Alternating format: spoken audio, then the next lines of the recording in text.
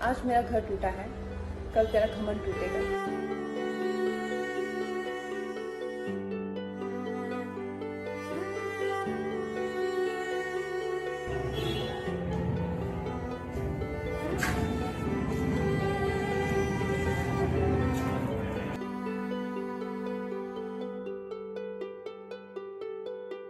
भाई जो लोग लाइफ में खुद अपने दम पर कुछ उखाड़ नहीं पाते वो उजाड़ने में लग जाते हैं। और ये हमारे देश ने आज मुंबई में पहली बार नहीं देखा है, ऐसा हमने उजाड़ने वालों को कश्मीर से लेकर केरल तक लगातार देखा है।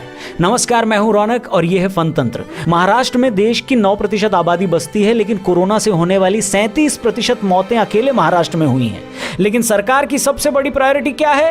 कंगना का घर तोड़ना। लेकिन खबरदार अगर आपने वहां की सरकार पर सवाल उठाया तो, क्योंकि शूरवीर परम प्रतापी नौटी नेता गुस्से में आ गए तो आपका भी घर तोड़कर अपनी कुंठा मिटा सकते हैं। सबसे पहले तो हम एकदम क्लियर कर दें कि अगर कंगना का ऑफिस इलीगल कंस्ट्रक्शन में आता है तो कार्रवाई बनती है, लेकिन जब ऑफिस बनने के 8 महीने बाद बीएमसी जागे और कोर्ट के निर्देशों से आगे जाकर आनन फानन में मुस्तैदी से बुलडोजर चलाए तो सवाल तो उठेंगे ही। और 2014 में हमारा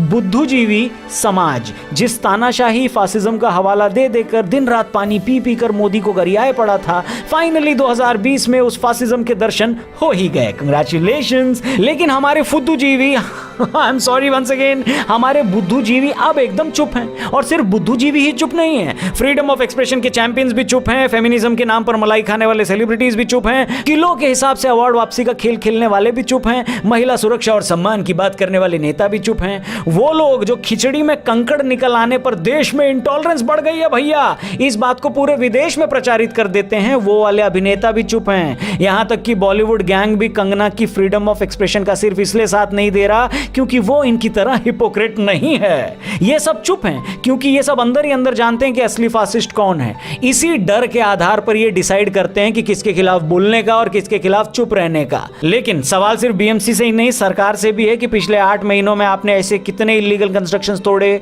वो भी लॉकडाउन में। क्या सिर्फ आपको कंगना का ऑफिस ही मिला था क्या जो इलीगली बनाया गया था? सवाल राहुल गांधी और बहन प्रियंका गांधी जी से भी है कि कहां हो दीदी और भैया, क्या हुआ अब FOE का? क्या आप कंगना के लिए सिर्फ इसलिए आवाज नहीं उठाएंगे क्योंकि वो आपकी फैन नहीं है? सवाल बीजेपी पर भी उठेंगे कि सत्ता का, हेलो, आप सत्ता का ऐसा उपयोग कब सीखोगे भाई? कब तक लोगों को सिर्फ इस बात की सजा मिलेगी क्योंकि वो आपके सपोर्टर भी थे, खासकर केरल और बंगाल में? लेकिन एक सेकंड, एक्सक्यूज मी, हम यहां कोई फोटो नहीं लगाएंगे वरना हमारा यूट्यूब भी इंटॉलरेंट हो जाएगा।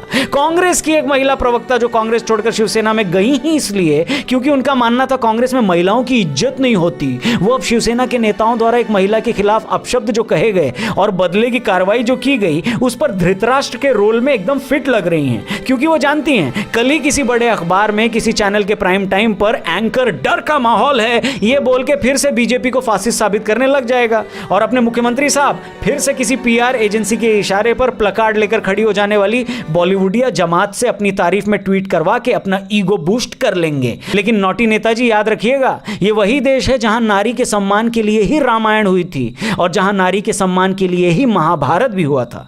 और अब तो कंगना ने भी कह दिया है कि आज मेरा घर टूटा है, कल तेरा घमंड टूटेगा। क्यों नौटी जी? वैसे ये वीडियो पसंद आई तो जरूर शेयर करिएगा। अपना ख्याल रखिए। जय हिंद।